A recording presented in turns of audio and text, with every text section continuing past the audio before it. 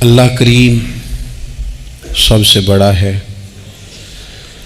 نبی اکرم نور مجسم صلی اللہ تعالی علیہ وسلم اللہ کے محبوب مطلق ہیں۔ ہم اللہ کے بندے ہیں اور رسول کائنات کے غلام ہیں صلی اللہ علیہ وسلم۔ ہمارا ایک بہت بڑا تعارف ہے۔ عباد الرحمن کہا ہے اللہ تعالیٰ نے اپنے بندوں کو۔ ہمیں کہا ہے کہ تم بہترین امت ہو۔ اللہ کریم نے اعزازات سے نوازا ہے۔ جن لوگوں کے پاس اتنی بڑی نسبتیں ہوں، اتنے بڑے حوالے ہوں، اتنی بڑی طاقتیں ہوں، ان کے پاس ظاہری طور پر اگر لوگوں کا جتھا نہ بھی ہو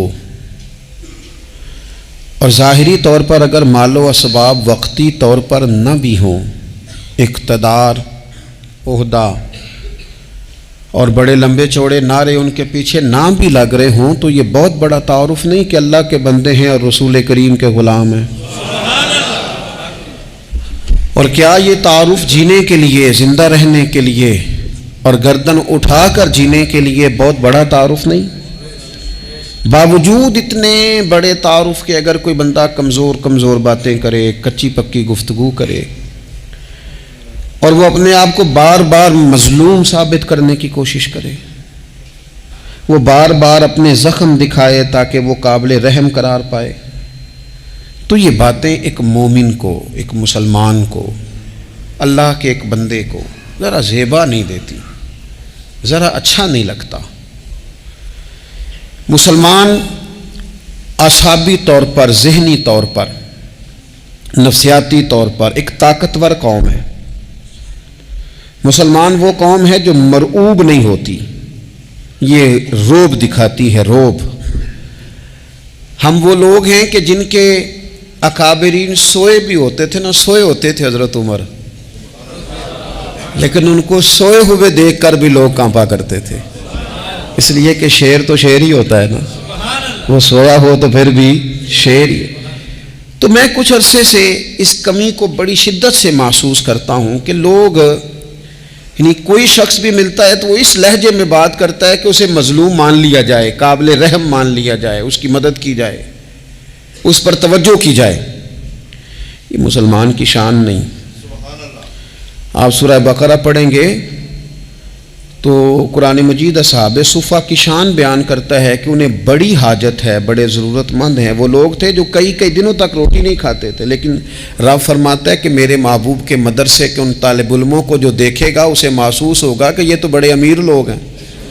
کیوں محسوس ہوگا؟ لا یسألون الناس الحافا، یہ لوگوں سے لپٹ کر سوال نہیں کرتے، کشکول طلب نہیں دراز کرتے، یہ اپنے پردے کو قائم رکھتے ہیں۔ خودداری، عزت نفس، وقار، خودی ہمارے ہاں تیزی سے ان چیزوں کا آج جو ہے وہ یوں محسوس ہوتا جیسے قحط ہو گیا ہے۔ الا ماشاء اللہ، آپ کے زخم دکھانے سے کوئی بھی آپ کا زخم نہیں بھرے گا، بلکہ میں نے تو یہ دیکھا ہے اپنی زندگی میں کہ اچھا بھلے تعلقات چل رہے ہوتے ہیں، آپ کو ذرا ضرورت پڑ جائے تو سامنے والا آنکھیں پھیر لیتا ہے، اسی وقت اس کا ماحول اور اس کے حالات خراب ہو جاتے ہیں۔ اس لیے اپنا سارا بھروسہ، اپنی ساری توجہ، اپنی سوچوں کا مکمل مدار صرف اللہ رسول کی ذات کو بنائیں، اور اس انداز میں بنائیں کہ کون دیتا ہے دینے کو تو چاہیے، دینے والا ہے سچا ہمارا نبی۔ اور یہ ذہن بنائیں زندگی میں کہ رب رسول کی بارگاہ سے 2 قطرے بھی مل گئے تو دنیا بھی بن جائے گی، آخرت بھی بن جائے گی۔ اس لیے ادھر ادھر دیکھنا تھوڑا کم کریں۔ اور بالخصوص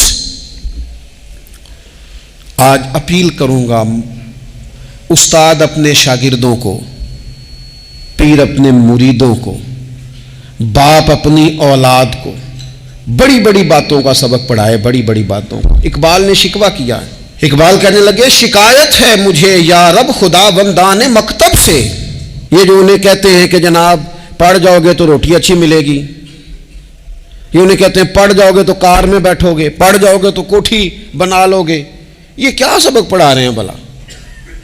ان کو تو تم بڑے بڑے باتیں بتاؤ، انہیں کہو پڑھو گے تو دنیا میں حضور کے دین کا انقلاب برپا کرو گے، تم ان کہو کہ تم پڑھو گے تو تم ایک پورا ملک چلاؤ گے، تم انقلاب برپا کرو گے، اٹھ باندھ کمر کیوں ڈرتا ہے، پھر دیکھو خدا کیا کرتا ہے۔ اقبال کہنے لگے یہ تم کیا سبق پڑھا رہے ہو کہ روٹی صحیح مل جائے گی، چندہ اکٹھا کرنے کا طریقہ آ جائے گا؟ کہنے لگے شکایت ہے مجھے یا رب خدا وندان مکتب سے، سبق شاہی ہے اور بچوں کو دے رہے ہیں خاک بازی کا۔ اڑنے والی تعلیم تھی اور یہ انہیں رینگنے کا سبق پڑھا رہے ہیں۔ تگڑی تگڑی باتیں بچوں کو سکھاؤ، تگڑی تگڑی، یہ پھر سارے نہ ڈھونڈتے پھریں کہ وہ فلانا جو ہے نا چاچا امیر ہے تو ماموں امیر ہے تو فلانی خالہ باہر ہے تو فلانا ذرا مہربانی، کوئی بھی نہیں مہربانی کرتا۔ مہربانی جب بھی کرتا ہے یا خدا کرتا ہے یا مدینے والے محمد مصطفیٰ کرتے ہیں۔ اپنی توجہات کبھی بچوں کو دیکھیں، حضرت لقمان اپنے بیٹے کو کیا کہتے ہیں؟ کہتے ہیں یا بنی اقم الصلاۃ وامر بالمعروف وانہی عن المنکر۔ حضرت لقمان اپنے بیٹے کو سمجھاتے ہیں، کہتے ہیں اے بیٹا نماز قائم کرنا، لوگوں کو بھلائی کا حکم دینا، برائی سے منع کرنا، وَاصْبِرْ عَلَىٰ مَا أَصَابَكَ، اور جب مصیبت پہنچے تو صبر کرنا، ادھر ادھر رونا دھونا نہ کرنا، نماز پڑھنا، بھلائی کا حکم دینا، برائی سے منع کرنا، اور اگر کوئی مصیبت پہنچے تو اس پر صبر کرنا۔ کتنے کام ہو گئے؟ 4۔ ایک نماز پڑھنی ہے، ایک بھلائی کا حکم دینا ہے لوگوں کو، ایک برائی سے، اور اگر کوئی مشکل آئے تو کیا کرنا ہے؟ ان ذالک من عزم الامور۔ فرمایا بیٹا یہ بڑی ہمت والے کام ہیں، ہمت والے کام کرنا، ہمت والے، طاقتیں اپنی قائم رکھنا، کمزور نہ پڑنا، لوگ تمہارے آنسو نہ دیکھیں، کوئی تمہیں تڑپتا نہ دیکھے۔ چھوٹا چھوٹا زخم لے کر لوگ سگنل پہ کھڑے، چھوٹی چھوٹی مجبوریاں لے کر لوگ مانگنے کے لیے دروازوں پر کھڑے ہیں۔ امت مسلمہ کا یہ مزاج نہیں، یہ وقار نہیں، یہ انداز نہیں، ہم تو بانٹنے والے لوگ ہیں۔ چلے مشکل آ جاتی ہے، زندگی میں ضروریات پڑ جاتی ہیں، قرضہ صحابہ بھی لے لیا کرتے تھے، لیکن یہ جو لہجے آج ہم نے اختیار کر لیے، کمزور ہو جانا، کچا پڑ جانا، غریبی کا رونا، یہ انداز اہل ایمان کا۔ بچوں کو طاقتور ہونا چاہیے۔ میرے نبی کریم صلی اللہ تعالی علیہ وآلہ وسلم نے نا ارشاد فرمایا، ایسا نہیں ہے کہ کوئی بندہ کمزور ہے تو وہ ناپسندیدہ ہے، یہ نہیں فرمایا کہ جو بزدل ہے تو وہ بڑا کوئی کٹا ہوا آدمی ہے، لیکن حضور فرماتے ہیں، صحیح مسلم میں حدیث موجود ہے، حضور فرمانے لگے طاقتور مسلمان نا اللہ کی نظر میں بزدل مسلمان سے زیادہ پیارا ہے۔ طاقتور ہے نا، اس کی شان زیادہ ہے، یہ جو با ہمت ہے، با حوصلہ ہے، جس کے اعصاب مضبوط ہیں، یہ رب کریم کی بارگاہ میں باوقار ہے، اللہ کے حضور اس کی قدر ہے۔ اور حضور علیہ الصلوۃ والسلام صحابہ کو دعائیں سکھایا کرتے تھے، اور تعلیم امت کے لیے خود بھی حضور وہ دعا فرمایا کرتے تھے، کہتے تھے اے اللہ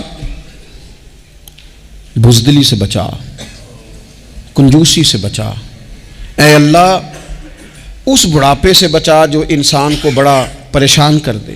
حضور دعائیں مانگا کرتے تھے۔ دیکھیں بیمار انسان ہو جاتا ہے، اگر وہ سوچے نا رب کی طرف سے ہے تو پھر بیماری کا لوگ بڑا مزہ لیتے ہیں، کیونکہ جب بندہ بیمار ہوتا ہے تو نفسانی خواہشات ساری ختم ہو جاتی ہیں۔ اور میں اکثر دوستوں سے کہتا ہوں کہ بعض چیزیں ایسی ہیں جو وجد میں لے آتی ہیں بندے کو، اگر وہ غور کرے تو۔ آپ یہ حدیث پاک سنیں، حضور علیہ السلام نے فرمایا بیمار کے ساتھ ضد نہ کرو کہ ضرور کھا، ضد نہ کرو، اس لیے کہ اللہ اسے کھلا بھی دیتا ہے، پلا بھی دیتا ہے۔ اب جب کسی کو پتہ چلے کہ میں بیمار ہوں تو رب مجھے کھلا پلا رہا ہے تو مجھے بتائیے بیماری کتنی پیاری لگے گی، بیماری میں کتنا سرور آئے گا۔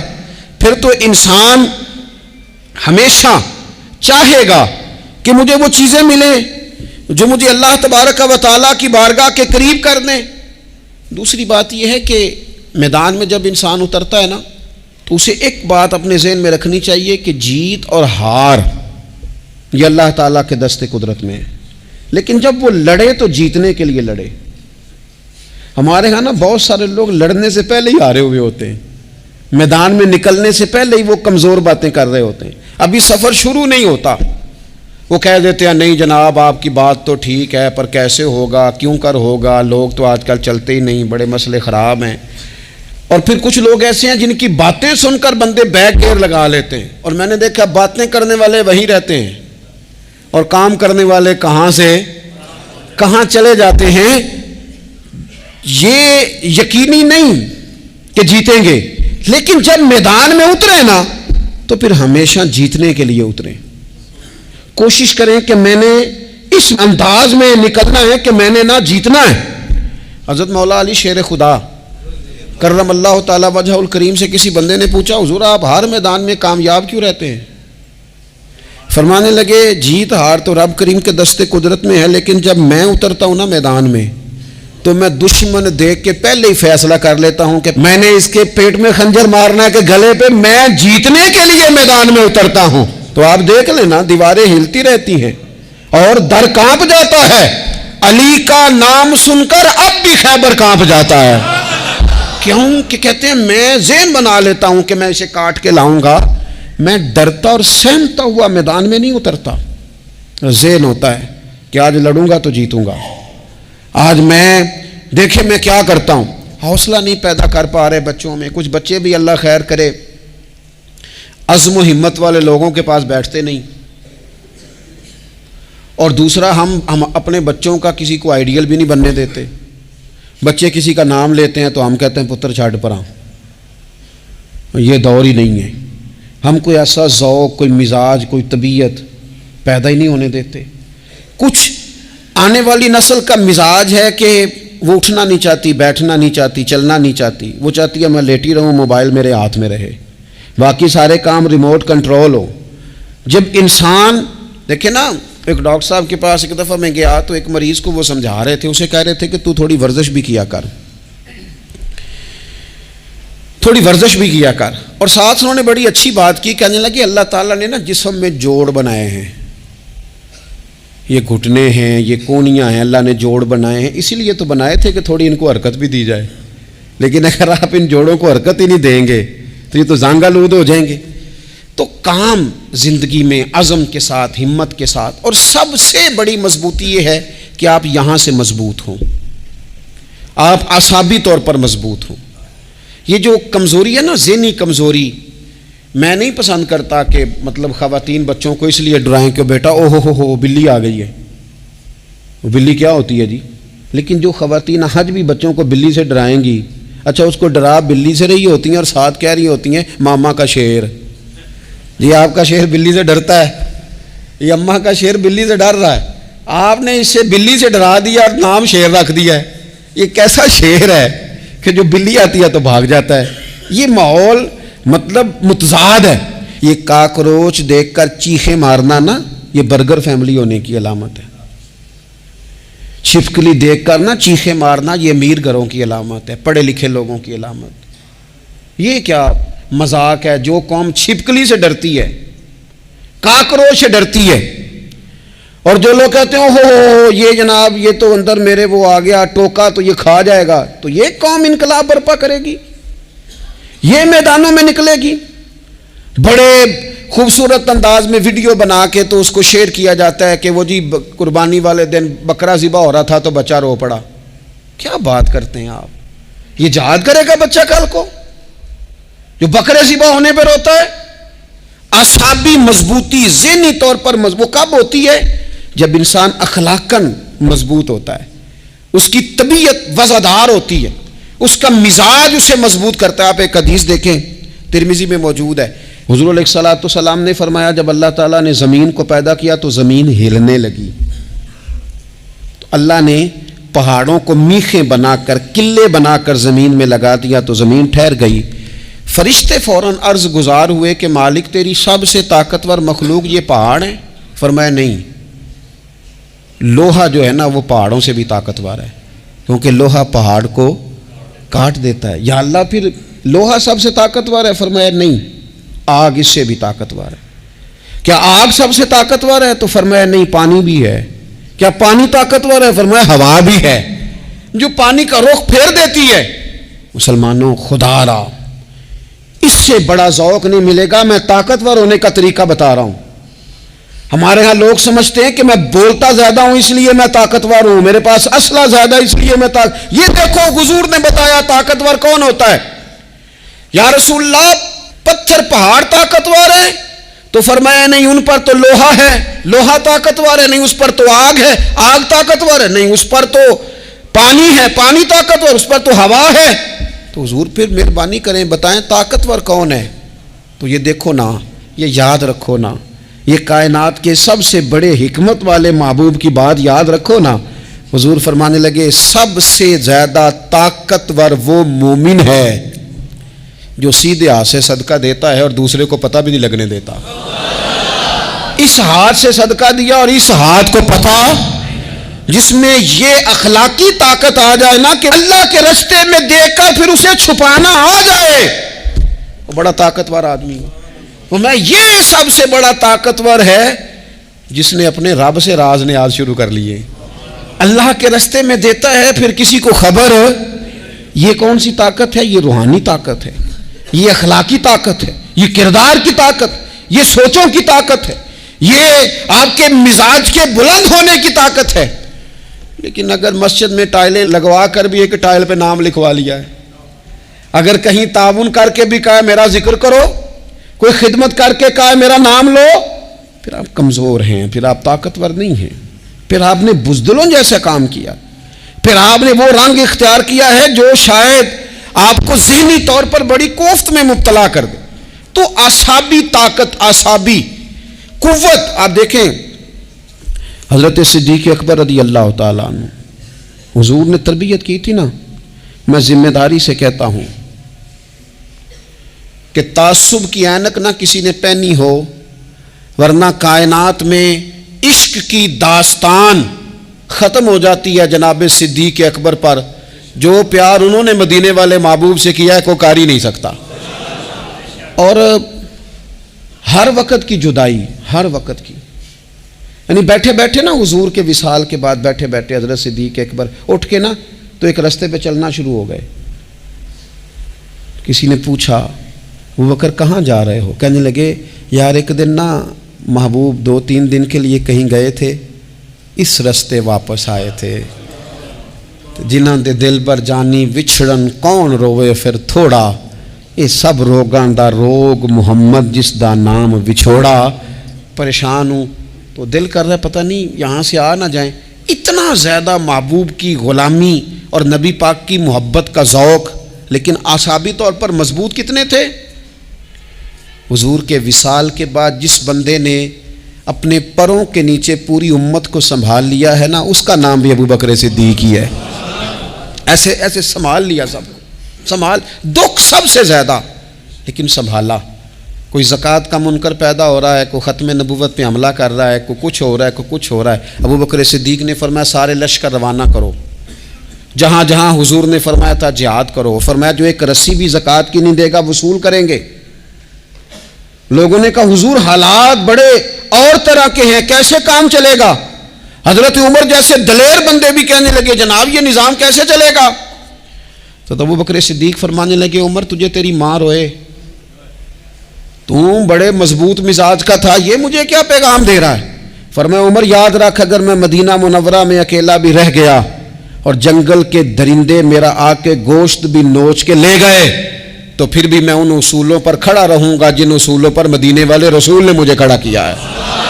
ذرا گنجائش نہیں۔ ہم یہاں سے مضبوط لوگ ہیں، یہاں سے ذہنی بلندی، ذہنی پختگی، یہ حسن ہے زندگی کا۔ یہ کیا بات ہوئی؟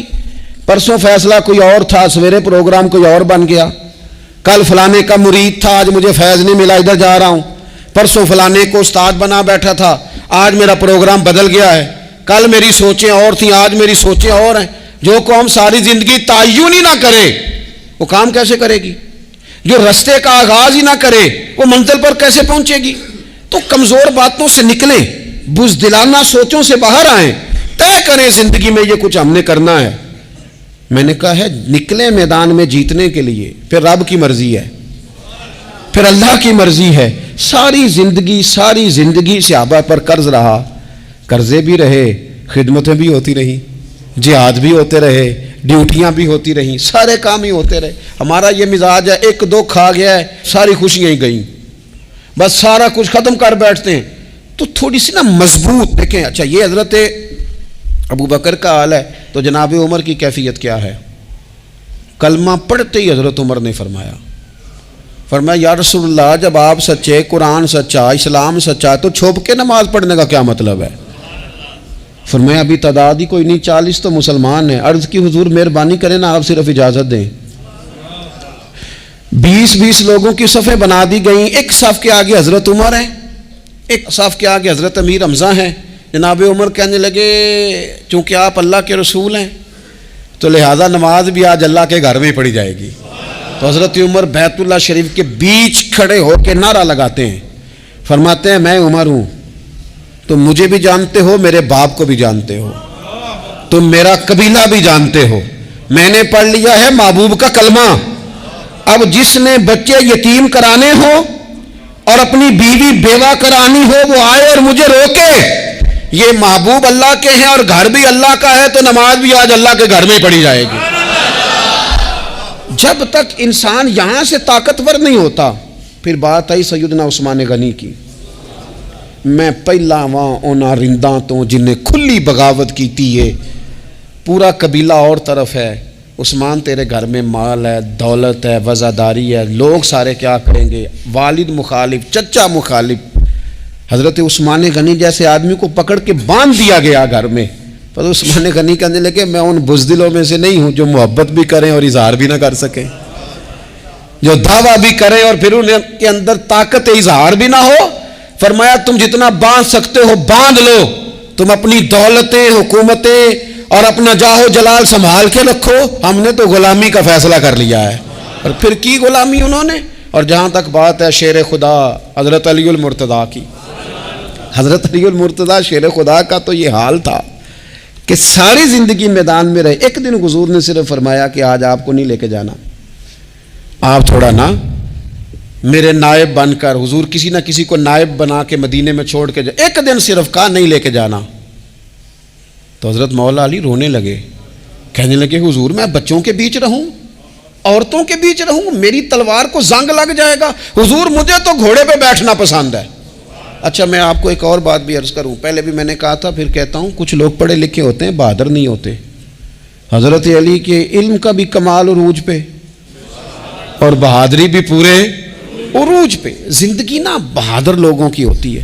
یہ شہاب الدین غوری لیٹے ہیں یہاں سوابا میں, تو کسی نے پوچھا ان سے کہ یار آپ کہاں رہتے ہیں؟ کہنے لگے میں گھوڑے کی پشت پہ ہوتا ہوں, ہمارے بچے بڑی سونی فوٹو بناتے ہیں.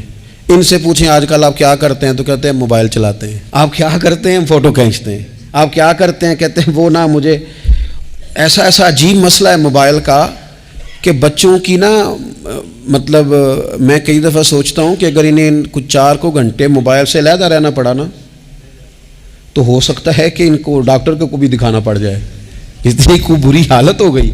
مجھے ڈھیر سارے دوست کہتے ہیں جی آپ ٹیلی فون پہ ملتے نہیں. میں نے کہا میں پہلے ملا کرتا تھا جب تک لوگوں کی جیب میں موبائل تھا, جب سے لوگوں نے ہاتھ میں پکڑ لیا نا تو پھر تو ایک دن میں 100 نمبر ملتا ہے, تو پھر آپ کیسے موبائل پہ رہیں گے؟ پھر تو ایک ہی کام ہے, یا فون سنیں گے یا کوئی اور کام کریں گے. تو تھوڑی سی ہمت والی زندگی گزاریں. بزدلانہ باتیں, کمزور باتیں ہمارے بچوں کو بھی کمزور کر دیں گی. یہ کچھ نہیں کر سکیں گے. حضرت سیدنا عبداللہ بن زبیر رضی اللہ تعالیٰ عنہ, یہ مدینہ منورہ میں پیدا ہونے والے سب سے پہلے بچے ہیں. حضرت سیدنا ابو بکر صدیق رضی اللہ تعالیٰ عنہ کے نواسے ہیں. حضور کے پھپھو جناب صفیہ کے پوتے ہیں, اور عشرہ مبشرہ صحابی حضرت زبیر بن عوام ان کے بیٹے ہیں. شروع سے ہی بڑے بہادر تھے. ایک دن کچھ بچے گلی میں کھیل رہے تھے تو ایک شخص نے آ کے نا چیخ ماری, ڈرایا, سارے بچے بھاگ گئے. جناب عبداللہ ابن زبیر کہنے لگے کیوں بھاگتے ہو؟ اب چیخوں سے بھی ڈرو گے؟ واپس آؤ سارے, میں تمہارا امیر ہوں, آؤ ذرا اس پر حملہ کریں. ہم سارے بھاگے اور یہ اکیلا کھڑا رہے. اس پر حملہ کیا, وہ ڈرانے والا خود ڈر کے بھاگ گیا. تھوڑا سا نا مزاج, ذہن, طبیعت دیکھیں نا, بدتمیزی اور چیز کا نام ہے لیکن گفتگو کا مضبوط ہونا یہ اور چیز کا نام ہے۔ بچوں کو جب پوری طرح یہاں تو ہم ان کو اس قدر زیادہ کمروں میں بند رکھتے ہیں کہ جب وہ نکلتے ہیں باغی ہو جاتے ہیں، یہاں پھر یہ ہوتا ہے کہ ان کے اندر جو صلاحیتیں ہوتی ہیں وہ پوری طرح دب جاتی ہیں، وہ جو کیفیات ہوتی ہیں جو ایک مردانہ وصف میں ہونی چاہیے ان کے اندر موجود نہیں ہوتی۔ اقبال کہتے ہیں آئین جواں مرداں حق گوئی و بے باکی، اللہ کے شیروں کو آتی نہیں روباہی۔ اور یہ جو سہمے دوست ہیں نا بالخصوص غریب طبقے سے، ان سے میں عرض کروں گا کبھی کسی کی گاڑی دیکھ کر مرعوب نہیں ہونا، کبھی کسی کے مہنگے کپڑوں کے روب میں نہیں آنا، کبھی نہیں۔ حالات کے سہمے ہوئے لوگوں کو بتا دو حالات بدل جاتے ہیں، ایک جیسے نہیں رہتے۔ کبھی کمزور نہ پڑیں اور جگہ جگہ اپنے دکھ بھی نہ بتائیں، جگہ جگہ اپنے دکھ نہ بتائیں، ہمت کریں، ہمت کریں۔ وہ ایک شاعر نے کہا تھا کہ با ہمت لوگ کبھی ہارا نہیں کرتے، یہاں وہ جیت جاتے ہیں، یہاں کچھ سیکھ جاتے ہیں۔ وہ نا میدانوں میں رہتے ہیں، کمزور نہ پڑیں۔ یہ جو اتنا لمبی لسٹ بن گئی ہے نا، اتنی لمبی لسٹ مانگنے والوں کی، اتنا لمبی فہرست ہو گئی ہے ہر سگنل پہ، ہر چوک میں، ہر رش والی جگہ پہ، یہ بتاتی ہے کہ لوگ اس کو آر ہی نہیں سمجھتے، کمزوری نہیں سمجھتے، طاقت والا مزاج۔ حضرت عمر بہادر تھے تو بہادر لوگوں کو پسند بھی بڑا کرتے تھے۔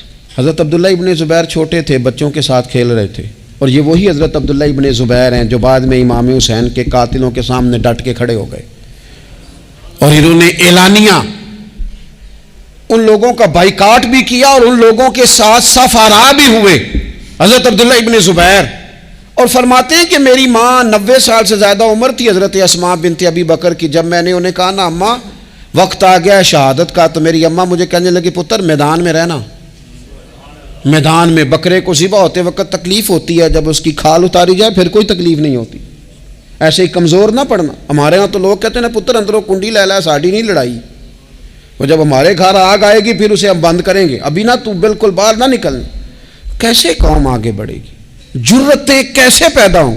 اور جو کچھ کہہ نہیں سکتے وہ منوائیں گے کیسے؟ جو بات کرنے کی طاقت نہیں رکھتے وہ اپنا منوائیں گے کیسے؟ حضرت عبداللہ ابن زبیر رضی اللہ تعالیٰ عنہ اپنے دوستوں کے ساتھ گلی میں کھیل رہے تھے، جناب عمر فاروق آ گئے، اب حضرت عمر فاروق کا جلال تھا، بچے ان کو دیکھ کے دوڑ گئے، حضرت عبداللہ ابن زبیر کھڑے ہیں، حضرت عمر قریب آئے، کہنے لگے پتر آپ کیوں نہیں دوڑے؟ حضرت عبداللہ ابن زبیر چھوٹے سے ہیں، کہنے لگے جی کیوں میں دوڑتا، میں نے کوئی جرم کیا ہے، کوئی میں نے غلطی کی ہے، بھلا کیوں دوڑوں؟ آرام سے کھیل رہے ہیں اور نہ ہم نے کوئی رستہ بند کیا، جگہ ہے آپ نے گزرنا تو گزر جائیں۔ چاہیے تھا نا حضرت عمر ناراض ہوتے، پر جناب عمر نے ماتھا چوم لیا، کہنے لگے کیا بات ہے بیٹا، ان چیزوں پر ذرا قائم رہنا، کہنے لگے جرم کیے، کیا مطلب ہے اس بات کا کہ فلانا ہے تو دوڑ جا، کیوں دوڑیں جی؟ تو ہم نے جو قوم کو سکھانا شروع کیا ہے نا، دیکھیں فقر اور چیز ہے، درویشی اور چیز ہے، سادگی، لیکن ظلم سہنا اور چیز ہے۔ دنیا میں قتیل اس سا منافق نہیں کوئی جو ظلم تو سہتا ہے بغاوت نہیں کرتا۔ اپنی زندگی میں عزم کو، ہمت کو، نظریے کو بلند کریں، مظلومانہ مزاج نہ پیدا کریں، بلا وجہ دکھ سنا کے اپنے آپ کو کمزور نہ کریں۔ یاد رکھیں اگر ہم اپنے دکھ کسی کو سنا رہے ہیں اور اپنے آپ کو بڑا غریب ثابت کر رہے ہیں تو ایسا نہ ہو کہ ہمارے بچے اس کا برا اثر لے جائیں۔ خودداری سے جینا سکھائیں، عزت نفس سکھائیں، ہر وقت گھر کے اندر، کلاس کے اندر، اپنے دوستوں کی جمعیت کے اندر کمزور باتیں نہ کریں، رو دھو کے وقت نہ گزاریں۔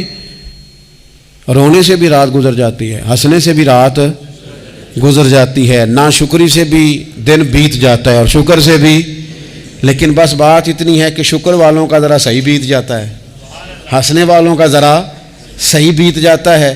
زندگی میں عزم کے ساتھ، ہمت کے ساتھ لوگ جس حال میں مرنے کی دعا کرتے ہیں، معاذ اللہ، لوگ جس حال میں مرنے کی دعا کرتے ہیں، ہم نے اس حال میں جینے کی قسم کھائی ہے۔ اللہ تعالی ہمیں سمجھنے کی توفیق عطا کرے۔ آخر دعوانا ان الحمدللہ رب العالمین۔